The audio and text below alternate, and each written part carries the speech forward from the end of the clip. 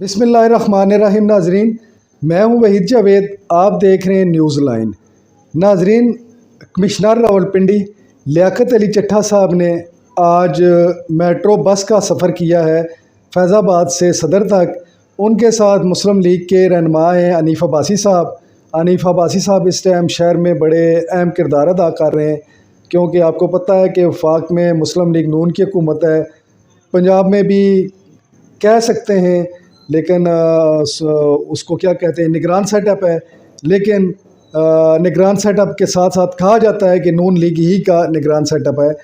تو انہوں نے آج یہ جو کام آپ ویڈیو میں بھی دیکھ رہے ہیں، کمشنر راولپنڈی اور حنیف عباسی صاحب سر انجام دے رہے ہیں۔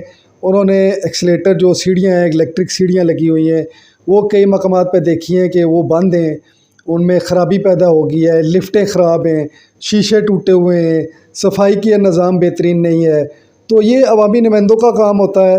خیر اس وقت تو ہم لوگ راولپنڈی اسلام آباد کے جتنے لوگ ہیں وہ عوامی نمائندوں سے تو ہم لوگ بغیر ہی ان کے چل رہے ہیں، کیونکہ ان بیچاروں کا تو ہمیں پتہ نہیں ہے کہ وہ کہاں پہ ہیں۔ آج جو ان کے چیئرمین ہیں عوامی نمائندوں کے، وہ بھی اٹک جیل میں گرفتار ہو چکے ہیں، ان کو بھی اٹک جیل پہنچا دیا گیا ہے۔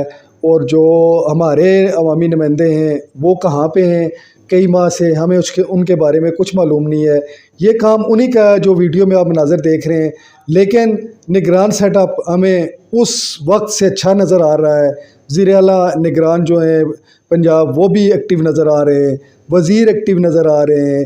یہ آپ ویڈیو میں ملاحظہ کر رہے ہیں کہ میٹرو بس کا جو کمشنر صاحب کام کر رہے ہیں یہ عوامی نمائندوں کا کام ہوتا ہے، لیکن کمشنر راولپنڈی بھی ایک دبنگ آفیسر ہیں، اور جب سے وہ آئے ہیں وہ روزانہ کہیں نہ کہیں کوئی نہ کوئی اپنی اچھی انٹری کر رہے ہوتے ہیں، اور انہوں نے اس وقت شہر میں بڑی ہلچل مچائی ہوئی ہے۔ ادارے ان کے کافی حد تک کنٹرول میں ہیں، اور وہ کوشش کر رہے ہیں کہ شہریوں کو جتنا انصاف فراہم ہو سکے، ممکن ہو سکے، وہ اس میں کردار ادا کریں۔